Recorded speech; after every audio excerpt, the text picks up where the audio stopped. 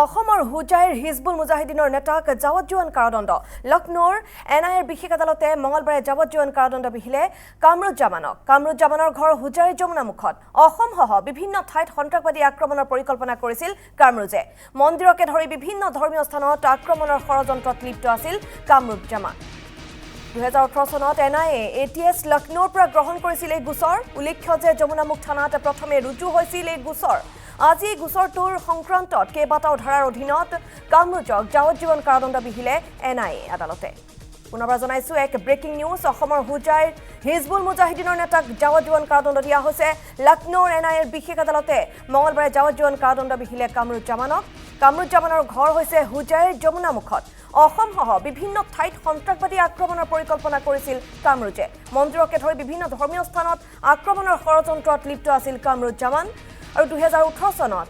NIA ATS লক্ষ্ণৌৰ পৰা গ্ৰহণ কৰিছিল এই গোচৰ উল্লেখ্য যে যমুনামুখ থানাত প্ৰথমে ৰুজু হৈ আছিল এই গোচৰ আজি এই গোচৰটোৰ সংক্ৰান্তত কেইবাটাও ধাৰাৰ অধীনত কামৰুজক যাৱজ্জীৱন কাৰাদণ্ড বিহিলে এনআইএ আদালতে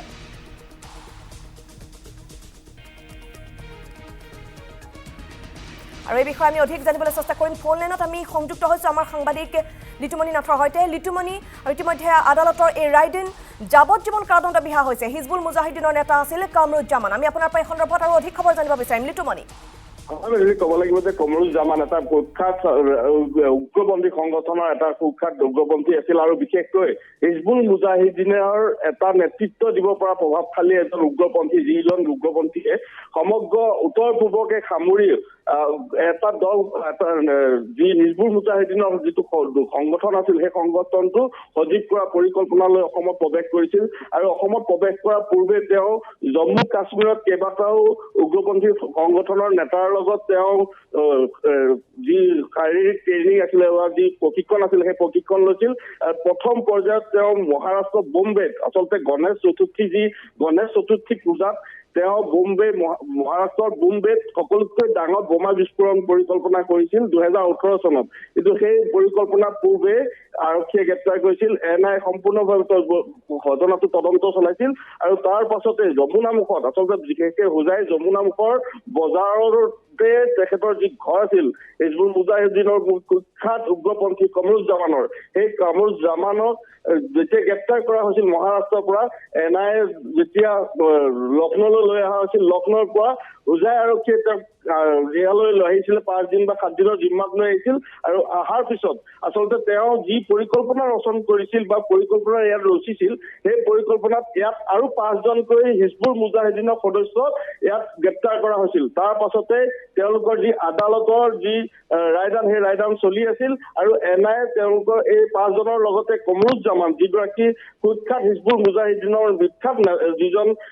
উগ্ৰপন্থী তেওঁক পুনৰ লৈ যোৱা হৈছিল এনআই জিম্মালৈ এনআই জিম্মাত তেওঁক সম্পূৰ্ণভাৱে নতুনকে যি গোচৰ লৈছিল আচলতে সেই গোচৰৰ ভিত্তিত তেওঁক তদন্ত চলাই আছিল আৰু তাৰ পাছতে আজি লক্ষ্ণৌ যি মহামান্য আদালত আছিলে লক্ষ্ণৌৰ স্পেচিয়েল কোৰ্টত আচলতে 2018 চনত হোৱা যিটো গোচৰ সেই গোচৰৰ ভিত্তিত আজি ৰায়দান প্ৰদান কৰা হৈছে আৰু এই ৰায়দানৰ ভিত্তিত আচলতে কামৰুজ্জামানক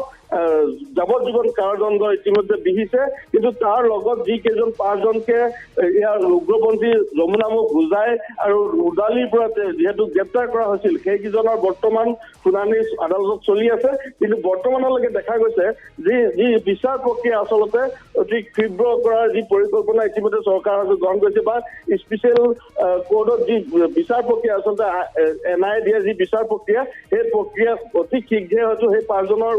ওপৰতো হয়তো গোচৰ যি চূড়ান্ত সিদ্ধান্ত সেই সিদ্ধান্তত উপনীত হ'ব মেদিনী